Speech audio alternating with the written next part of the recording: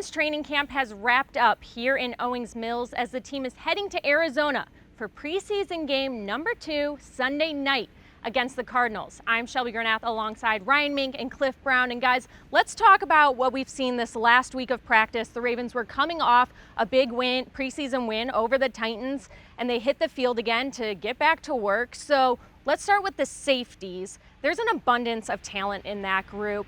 How will the Ravens use all of those guys? Well, I'll start with Marcus Williams. He was a big free agent addition, and to me, he's really come on the last week of practice, looking like he's a lot more comfortable. He's playing fast, 2 interceptions in Wendy's practice.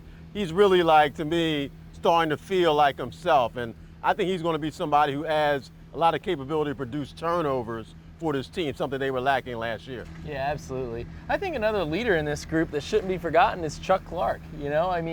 We've all kind of talked about Chuck and what's his role going to be with the drafting Kyle Hamilton, and his role was going to be the leader of the secondary, right? And Chuck has just been his steady self this entire offseason, and it's interesting to see.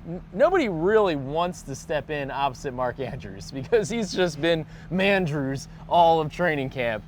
But Chuck Clark, he puts his nose in there and says, all right, I'll take you on. And this past week had a couple pass deflections in one practice, another red zone pass breakup in another one. So Chuck Clark has taken on that job, and he's playing really well. Yeah, another obviously person to watch out there is Kyle Hamilton, first round draft pick. We know how talented Kyle is, being a guy who can play really anywhere on the field, close to the line of scrimmage, back further as a center fielder. I think Kyle's getting, again, more comfortable just like Marcus. And I was impressed earlier in training camp. I think Kyle was having some problems as far as the stamina practice, getting used to the pace of play here. Now, I think he's really gotten used to that. I think he's making more plays, and he's so versatile. I'm really curious to see how Mike McDonald uses him, but I think their safety group is as talented as they in the NFL. It's interesting watching Kyle Hamilton and Isaiah Likely match up. That has been, I think Isaiah said it's called the showdown. That's what they call it in practice. Right. And those two just sharpening each other, 2 really talented rookies.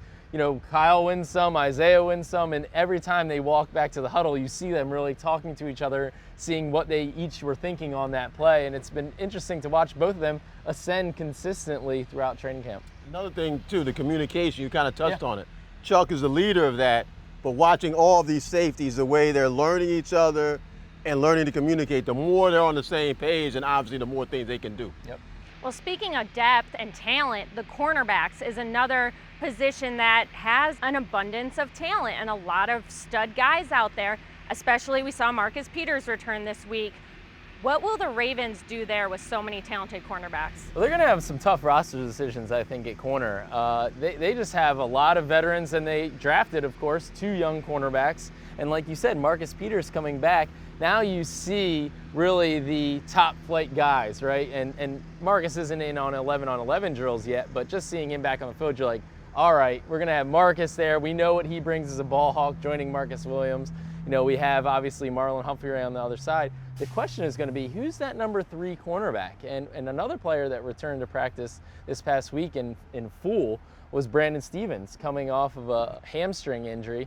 And him just returning to practice, I think, shows you kind of the depth and the talent, like you were saying, Shelby, in terms of they're going to have a tough decision when it comes to Kyle Fuller, Brandon Stevens, and then these talented rookies, Jalen Armour-Davis and Pepe Williams. I think all of those guys are going to get reps, and who gets the largest piece of that pie, I don't know yet. Yeah, it's going to shake itself out, obviously, with who plays the best, but it's a better problem to have than they've had in past years, where they've had so many injuries at that position, lacking depth. Even before the draft, I think the Ravens were a little worried about their depth at corner. Now they have an abundance, as Ryan was saying, of talent there, and the versatility, too. I love the way Marlon Humphrey, when he kicks inside, he's a great outside corner, too, but he's so physical playing near the line of scrimmage. They can use him there. They can use Brandon Stevens there. Kyle Fuller has played in that spot. So for the offense, it's going to be really difficult, I think, for quarterbacks to try and figure out who's playing who they can pick on, and who are you going to pick on in the secondary. To me, there's no weak link, and that, to me, is a really good sign for what they can do. Well, and Eric DeCosta always says you can never have too many cornerbacks, and I think especially last year we saw that. Absolutely. Even one guy that I'll give a shout out to is Daryl Worley. So the Ravens brought him in right before that Titans preseason game, just a few days before, and he gets an interception in the game, and he's followed it up with good practices. I mean, this is a guy that usually, you know, if you're signed mid-training camp, it's for a little depth reasons, but Daryl Worley's played so well that you say, is he somebody that we need to find a way to keep him around too? So they have a lot of depth at the position. Now let's switch to the other side of the ball and talk about the wide receivers, a group we've talked about a lot throughout training camp, and we've seen Rashad Bateman make a lot of really flashy, really nice plays, and we've seen that from the other receivers too, James Prochet, Tylan Wallace, Devin Duvernay. At this point, do the Ravens need to add another wide receiver? I don't think they need to. Now, they could. The Ravens are always hunting for more talent. And all of these guys that you mentioned are playing well, but they're young.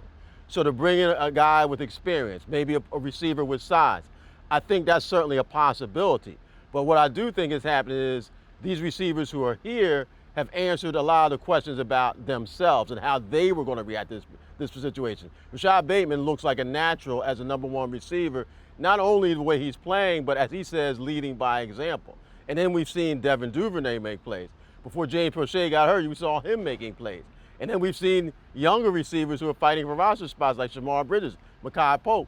They've made plays. So I think they feel better about their receivers, I feel, than they did when training camp started. So there's not the urgency to sign a vet that they may have felt a few weeks back. Yeah, I think these guys have answered the bell. That was the big question going into training camp is, do the Ravens have enough wide receivers? And we always said, you know, yeah, they could add somebody, but it's going to be contingent on how well these receivers played. They've played well. To me, the question is still depth. Have the Ravens seen enough from Shamar Bridges, from Mekhi Polk, 2 undrafted rookies? You know, have they seen enough from a Jalen Moore to say, we're fine? And even Tylan Wallace, let's put him in the mix. He's been injured this past week. Do they feel like they have enough depth that they can rely on in case of injuries, right? Because I think the top 3, Rashad Bateman, Devin Duvernay, and James Prochet, have proven themselves this camp. I don't think wide receiver is going to hold this offense back at all with those 3 guys if they're on the field. The question is, if they're not on the field, right?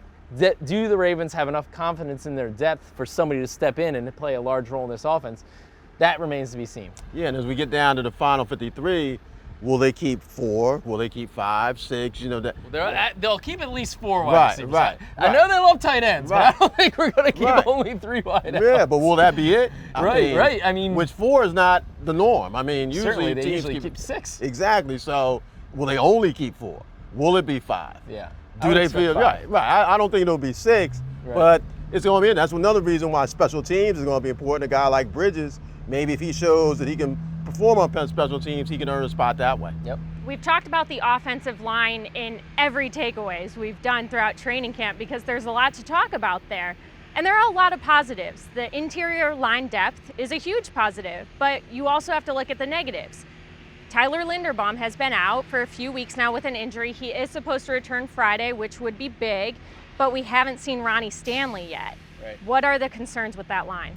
Yeah, obviously Ronnie Stanley is the biggest piece of this offense that we haven't seen. I mean, really, he's the biggest storyline at this point of camp, I think, is when's Ronnie going to get on the field? Because let's be honest, this offense just isn't going to be able to reach its potential until he does, right? I mean, he's a critical player for this offense. The Ravens have better offensive tackle depth with Juwan James and whatnot, but let's all be honest with ourselves. We need Ronnie Stanley on this field for pass protection, for run blocking. So I think that Ronnie will be getting back on the field soon, is my expectation. That no inside source, I'm not talking to the doctors, but John Harbaugh said he wants to see 2 to 3 weeks of practice before the regular season. After the Arizona trip, that would be 3 weeks for Ronnie Stanley. So we are still holding our breath on that. And then the left guard competition, we haven't seen somebody really take the bull by the horns and tell you, oh, absolutely, that's the guy week 1. Yeah, and I think it was good news that John Harbaugh said that Tyler Linderbaum is close to returning to action on the field, which enhances his chances to be ready for week 1 because he's an important piece too of this offense as a presumed new starting center. So without Stanley and Linderbaum, most of this camp, or a good portion of it, the Ravens haven't had their starting offensive line intact. And I feel that the way Lamar Jackson looks throwing the football and the way he looks physically, he's going to have a great year if the offensive line plays well. And I felt after the season last year that the offensive line was the area that was most key for this offense. Even though we want the running backs to be back and we want Lamar to play well, it all starts up front with them. So, yeah, hopefully we'll see Linderbaum and Stanley on the field soon. And I feel the rest of the offensive line looks good as far as versatility and depth, and that their offensive line will be better than it was last year. And if that's the case, the Ravens will be better too. Tight ends have looked really good throughout camp. I mean, Mark Andrews is Mark Andrews. We could talk about him for hours. Isaiah Likely, though, is also a guy who, man, he's made some head-turning plays these last few weeks. With Isaiah Likely, do the Ravens have another three-headed monster like they did in 2019? I think they do. Yeah, I think that these three tight ends with Mark, Isaiah Likely, and then Nick Boyle, they're going to use those guys a lot. It really does remind me a lot of that 2019 offense. And, we just got done talking about the wide receivers. I think that they look at Isaiah Likely as almost a tight end wide receiver hybrid, and he's going to carry some of that slack. I mean, he told us on the Lounge podcast that he's really looking at himself as the number 3 target in this offense. Mark Andrews, Rashad Bateman, Isaiah Likely. That tells you a little something about kind of the expectations for how big a role that he can have this season. And so, yeah, we all know what Nick Boyle brings to the table. As long as he gets back physically and mentally into that same mauling tight end that we've seen in years past, then yes, this is absolutely going to be a three-headed monster. Yeah, I mean, like Greg Roman, he loves tight ends like I love ice cream. So, if you give it to him, he's going to use them. And Likely, to me, it has been really maybe the biggest story of training camp, and a guy that we knew had talent, but I don't think anyone expected him to be flashing day after day the way he has.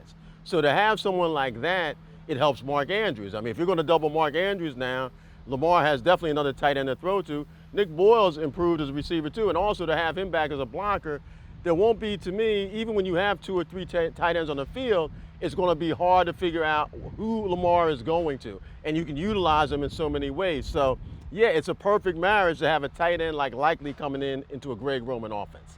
So looking ahead, the Ravens heading to Arizona this weekend for a matchup against the Cardinals on Sunday night, and they're actually going out a few days early.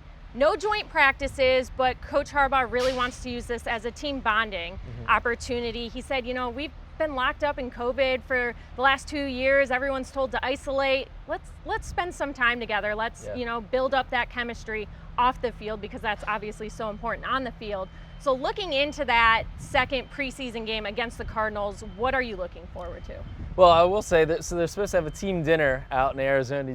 You got the invite for the team dinner, I'm still waiting. I'm sure it's coming. It's in the inbox somewhere. Right, it's buried. Right. But yeah, I think out in Arizona, this is another step where I think we'll see a little bit more action from the starters. Not a lot. Lamar Jackson's still not going to play, but I think we'll see a little bit more. So we'll get a little bit more of a taste of what this team has to offer on both sides of the ball. And then once again, it's about sorting out some of these competitions. This is a chance for the offensive line for somebody to really emerge there, because game action is a lot different from practice action. It's a chance for the wide receivers. Can Shamar Bridges do it again, right? So there's certainly a lot of interesting storylines to watch in this game. There are, and you mentioned people fighting for roster spots and starting positions, but also, you have to keep your fingers crossed they come out with good health. I mean, I thought that was a big key for the first preseason game, that relatively speaking, the Ravens came out healthy. Hopefully that'll be the case again Sunday. And the closer it gets to the regular season, at some point, the Ravens want to make decisions, particularly like, say, at left guard. Right. They would prefer that somebody stood out, took the job, because they're playing so well that they leave it, with no doubt. If it's still too close and guys haven't really snatched by the horns, then you don't know. Maybe you get into the season with one starting left guard, then somebody else comes in. That's a situation that they'll live with, but they would want to avoid that. They want to have a starting 5 up front. And so I think that's one position to watch where in this game, maybe somebody does take charge as being the guy. And 32 players didn't suit up for the game against the Titans. So I'm looking forward to seeing if any of those guys do in the second game. Do we see Nick Boyle? Do we see Jalen Armour-Davis, Slade Bolden? Do we see guys like that? I think it'd be huge for them to get that experience, especially those rookies. Yeah, totally. Kyle Fuller will be another one that I would toss out there. There's a potential that he could get a few reps also. Yeah. Okay, fans, we're going to end with a little rapid-fire superlatives from training camp. So let's start off. Who had the best camp, offense or defense? I'm going to go with the defense just because of the way camp finished. Once we had one-on-ones, or ones versus ones, I should say, the defense had a day. And Marcus Williams, you mentioned the 2 interceptions. I think this defense is a unit that people aren't talking about really enough. I mean, offense is flashy, and Lamar obviously is the superstar that he is, and so it's like so easy to talk. And we have some position battles up for grabs, wide receiver, offensive line, that you kind of lose focus of how good this defense could be. I think it could be a top 5, maybe top 1 unit in this league, and I'll give them the trophy for training camp. I'll agree with that. I think this defense is faster, more capable of producing turnovers, and deeper than last year. So I definitely would go with defense. Well, then I'll mix it up and I'll go with offense because, right. you know, iron sharpens iron. So, you know, the defense looks good up against this offense, which means the offense has to be playing good as well. Okay, so now on each of those, who has had the best camp on offense? Yeah, I would go with Lamar Jackson. You know, we haven't really talked about him yet in this segment, but Lamar's had a fantastic camp. I mean, really been consistent. He came out slinging it, looks better than ever. I would say that it's been his best training camp of his career, which obviously means huge things for this Ravens offense being the centerpiece of it. You know, there's a lot of talk about the weight that he put on. I think he's carried that well, still looks very fast to me. And obviously the way he's throwing the ball, I mean, just zipping the ball around, very accurate. You know, of course, there's been days that, you know, aren't as strong as others, but I would say consistently, Lamar has been top notch. Yeah, if not Lamar, I'd go with Mark Andrews. And it's fine. Andrews had an incredible year last year. I don't know if he'll be better statistically this year, but he's a better player to me than he was last year, which is saying a whole lot. He's really raised the bar, and the intensity that he brings on a daily basis lifts the entire team. He's much like Lamar in that sense, much like a guy like Marlon Humphrey. Like every day, practice to them, they approach it like a game, and it rubs off. I think Even Isaiah Likely talked about that on the podcast. Exactly. He's like, I have to practice like that guy. Exactly. And I was about to say that is part of the reason to me why Likely has grown so quickly. He's in that room with Andrews every day. He sees how the best in the game does it. He's already getting compared to Mark Andrews. Baby Mark, I think he's been called. Those were my 2 answers as well. So thanks a lot, guys. What about on defense? Who's had the best camp? You know, I think Patrick Queen has had a very strong camp, and in particular, he finished well in pass coverage, which is the step in his development that we've all kind of been waiting to see. Running stride for stride down the sideline with running backs, even matching up well against tight ends, and it was interesting to see Patrick Queen really challenge Mark Andrews and say, I want to get a few reps against you every single practice in one-on-ones to really get better, and I think that we did see that from Patrick Queen. He's playing with a lot of confidence. So I expect big things from him this year. Well, I'm going to tweak it a little bit. He might not have had the best camp, but I think that one of the most intriguing is Travis Jones. Oh, yeah. I think he's a guy, as a rookie pick in the 3rd round, who's going to have an immediate impact on the defense. I think he'll be a regular in the defensive line rotation. His teammates are already raving about his strength, his quickness. We saw him get a sack in the preseason opener. He has a lot of talent. The Ravens wanted to get younger and faster up front and also have more pass rush coming from inside. Travis Jones checks all those boxes. I think he's going to be a good player for the Ravens for a long time. And I'm going to go with Odafe Owe. I think he's going to have a big second season in the league. He worked on footwork this offseason. He looks quicker. And, I mean, working with Justin Houston, you know, he's just learning so much. Sensei, that's right. Yeah. And we actually did off-season features on both Patrick Queen and Odafe Owe. So if you haven't seen those yet, check out our YouTube page. We went home with both of them this offseason to kind of see what they're doing, and those are really neat stories to watch. Okay, best rookie in training camp. I have to go with Isaiah Likely. You just talked about Travis Jones, but sorry, Travis, I'm going with Likely. I mean, we already talked about it. The dude makes a big play every single day. Yeah, and I think we've already talked about some of these guys, but as a class, this rookie class has a chance to really make a huge impact quickly. We saw that obviously 2018. This class, you know, really to me could be one of those signature draft classes, I think, for the Ravens. We have a lot of guys who are going to play a lot, and so far they look like they're going to do a lot with that playing time they're going to get. What has been the biggest surprise of training camp? I think the biggest surprise to me has been how quickly some of these young guys seem like they've gotten up to speed with how the Ravens work. I've been intrigued by the new practice approach, the way they tweak practice after all the injuries. I think I have my fingers crossed, but so far it's going well. I think that a lot of times you see rookies struggling to kind of get in the mix. These guys, not only are they talented, they're smart players. You know, one thing with Kyle Hamilton is supposed to be, what, genius smart almost.